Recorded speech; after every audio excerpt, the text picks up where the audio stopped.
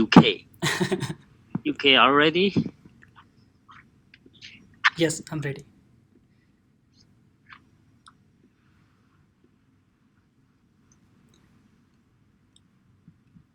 Okay. Respected panel of judges, dear friends, and fellow audiences, first of all, I would like to thank the Department of Pathology for this opportunity to present in this 21st Annual Paul Kimmelstiel Award Ceremony.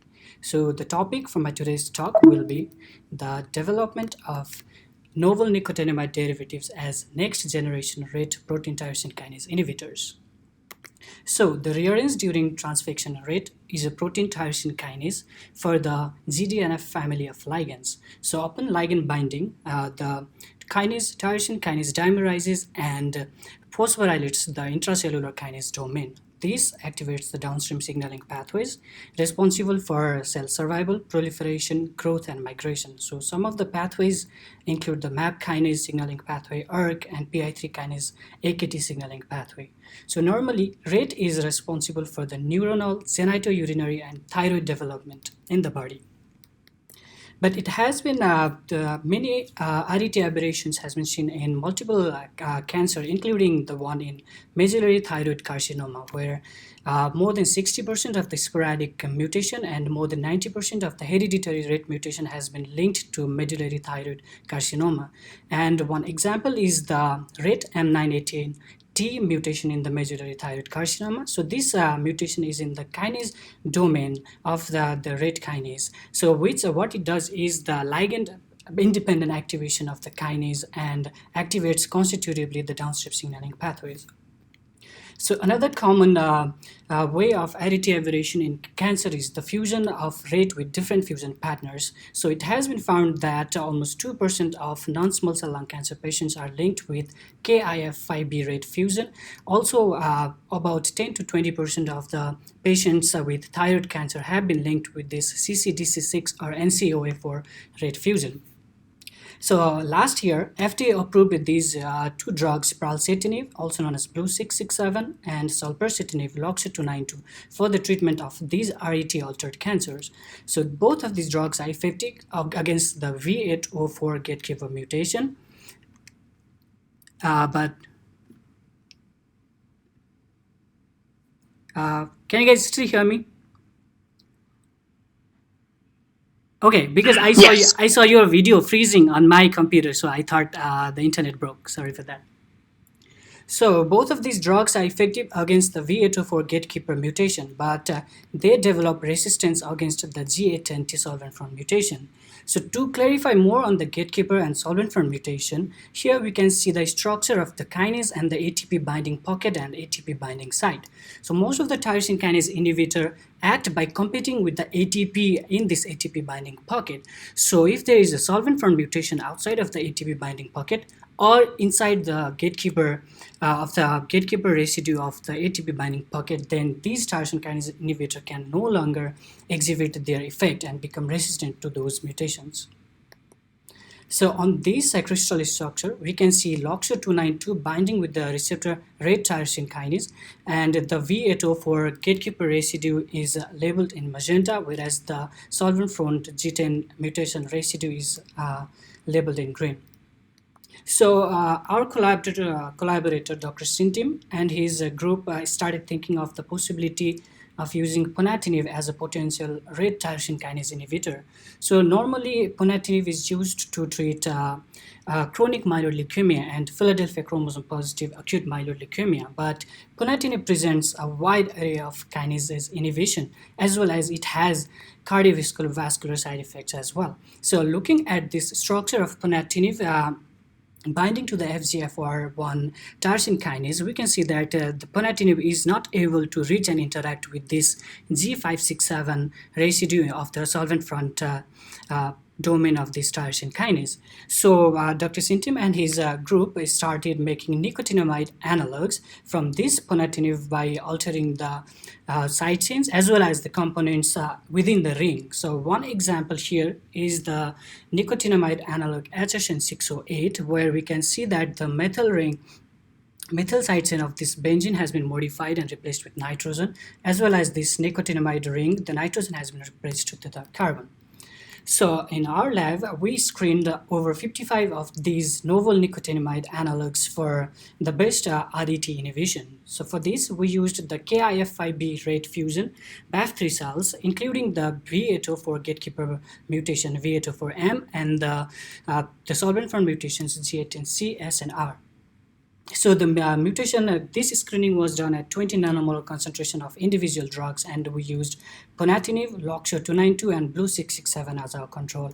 So from this screening, we selected 10 of the most potent compounds that were able to inhibit rate in this 20 nanomolar concentration for further in vitro and in vivo analysis. So to do the full IC50 analysis of these cell lines, we used a different range of concentration of these drugs and treated the cells for 72 hours, and we calculated the cell viability using cell titer glue assay.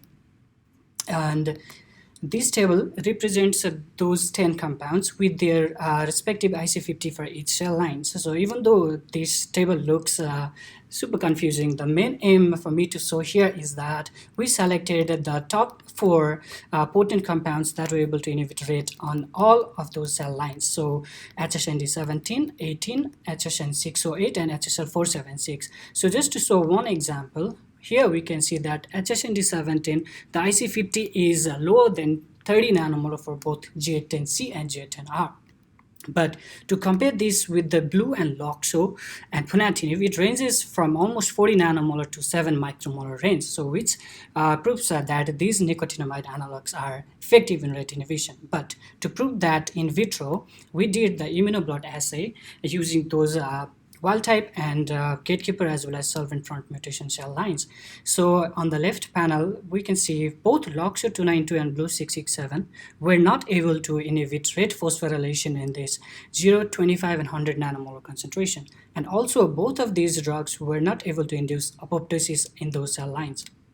But on the right here we can see this one of the novel nicotinamide analog HSND17 was able to induce rate inhibition in as less as 40 nanomolar concentration of that drug in both gatekeeper as well as solvent front mutation. And also HSND17 was able to induce apoptosis in all of those cell lines. So to further check the efficacy of these compounds in vivo, we used the xenograft SHO mice model and used the G18C solvent front mutation cell line for the treating with these vehicle LOXO292 or these compounds HSND17, HSL476, or HSN608. So the treatment was done once daily at a concentration of 25 milligram per kilogram of the body weight. And from the graph here, we can see that between the vehicle and the LOXO292, the tumor reduction is not significant. But compared to these controls, the compounds treated a group of mice, the tumor size reduced significantly. So, in summary, two recently approved drugs by FDA, BLU667 and LOXO292, were able to inhibit the V804M gatekeeper mutation, but they developed resistance against the G810 solvent front mutation. So here we saw that these novel nicotinamide analogs are able to inhibit both the gatekeeper as well as the solvent front mutations. So also moving forward, we want to check the efficacy of these noble nicotinamide analogs in different fusion partners of rate, such as CCDC6 rate or NCOA4 rate.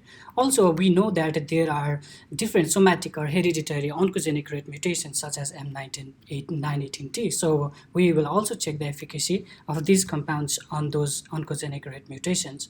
Also, we want to see the efficacy of these nicotinamide analogs in double mutants, such as if there is a gatekeeper and solvent front mutation together in the same cell or in the same patient, how these nicotinamide analogs react to it and how effective they are.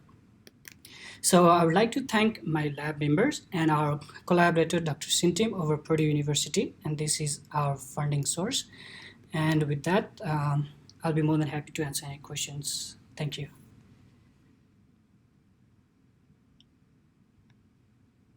Ujjwal, Yes, Dr. Ramesh. great presentation. So here's my question to you. So the challenge currently we have with any small molecule inhibitor is over time, they would develop resistance, correct? Yes. So if you want to ask this question with the inhibitors, on the one hand, you showed these inhibitors that you're testing are great in terms of concentration as well as efficacy and targeting the mutations, right?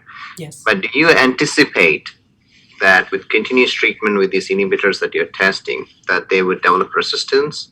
And if you think yes, how would you go about testing it? Yes, so I think for the treatment with these receptor tyrosine kinase inhibitors, from the history up to the point now, it is always, predictable that at some point the mutations will come, right? When we treat with these inhibitors, definitely that is another plan. So this is the third generation of the rate inhibitors, right? So our next step will be to culture the cells, prolong in a prolonged time and see if they develop any resistance, and then there will be, if we can modify any of those inhibitors. So I think this is the fact that we will always try one inhibitor to inhibit a tyrosine kinase, then there comes the combination of using another one, then it develops. So yeah, that's definitely one of the questions we asked to our compounds, and that will be the next step after checking the efficacy on all those different fusion partners as well as the different oncogenic right mutations. Thank you. Thank you, sir. I have one question. That is a very nice presentation. Thank And you, Dr. Boss. so this agent you are testing, have you seen, because this kinase inhibitor, first of all, it's like they are horrible in terms of they have plenty of side off targets. Yes, that's right. People know about that one. Yes. So have you tested this agent in normal epithelial cells, whether it can, when you treat the patient, hopefully someday, whether that may affect other normal tissue cells or something like that? Have you checked that one? We have not checked it yet because right now we are just in the screening and picking the best compounds, right, for one of the KR fusion cell lines. But definitely we have to check for the toxicity or the any side effects that bear in the normal cell lines as well. So that one we already discussed about that one. But right now this is the screening with one fusion, and let's see if it works or not. Then we will go move into, okay, if this has toxicity, because we know like several years ago there was a paper published, right, all those tyrosine kinase inhibitors acting by off target effects. So we'll also test how this inhibitor will affect other normal kinases in the body or in the cells also. So that's our plan. Another aspect would be like looking at that immune cells, whether this agent has any effect on immune cell. So Yes. that will be another side of your work, or something I would like to check that one when you treat the patients, whether it suppresses the immunity as well or something like that, affecting the immune cells. Okay, thank you very much. Yes, I will keep that into consideration. Thank you, Dr. Ghosh.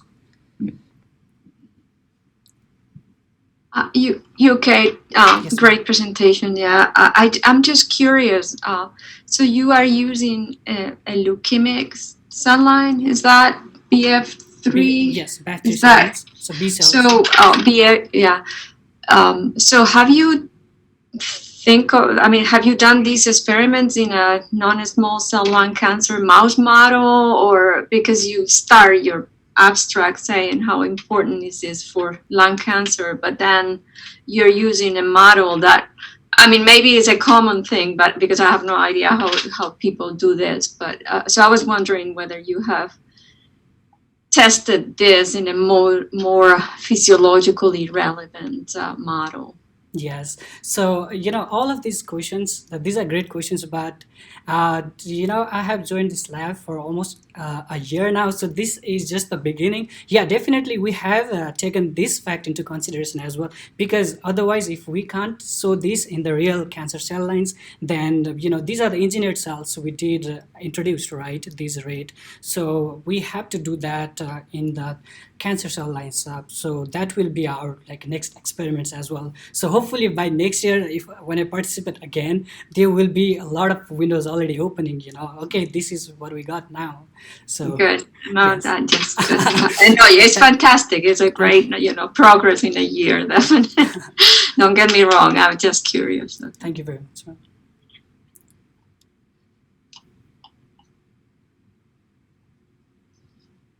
Okay, thank you, UK. Thank you. We're Thank you, everyone. not going to take a break. We'll go on. So next speaker is Amy.